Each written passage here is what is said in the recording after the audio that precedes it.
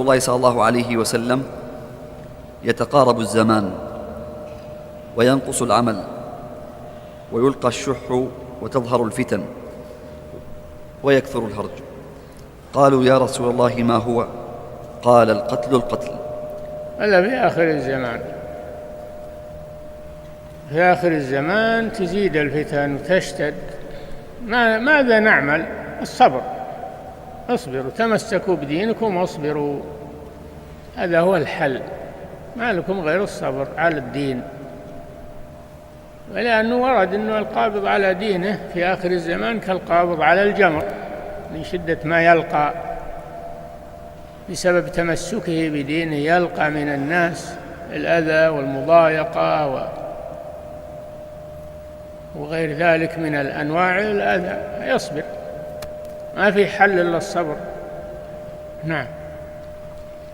قال رحمه الله تعالى: أعد الحديث. إيه؟ قال: ولمسلم عن أبي هريرة رضي الله عنه قال: قال رسول الله صلى الله عليه وسلم: يتقارب الزمان.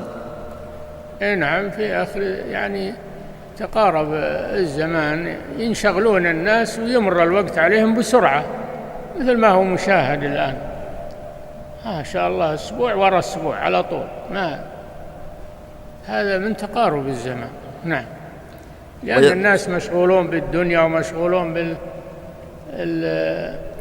بتجاراتهم ومشغولون بوظائفهم، ويروح الوقت ما دريوا. نعم. وينقص العمل. ينقص العمل، هذا محل الشاهد، ينقص عمل الناس، العمل الصالح يعني ينقص العمل، لأنه ما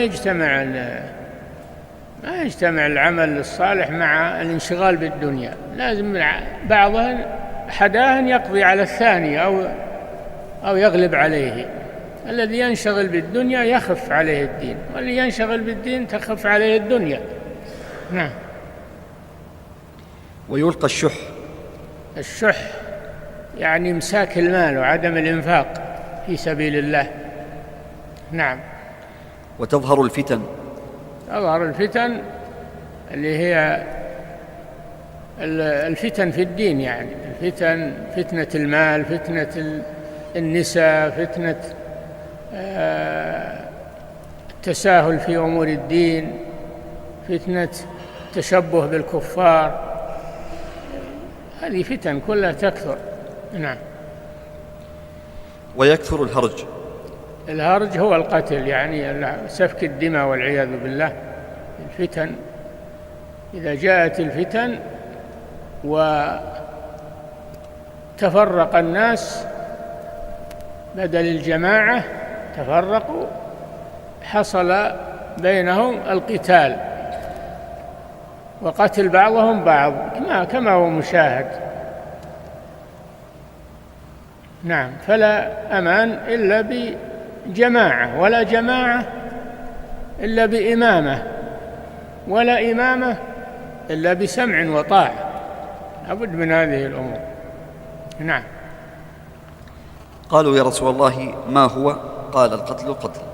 الهرج يعني القتل يعني يكثر القتل. إذا كثر الخلاف تفرق الناس، قتل بعضهم بعضا، وهذا من مفاسد ترك الجماعة.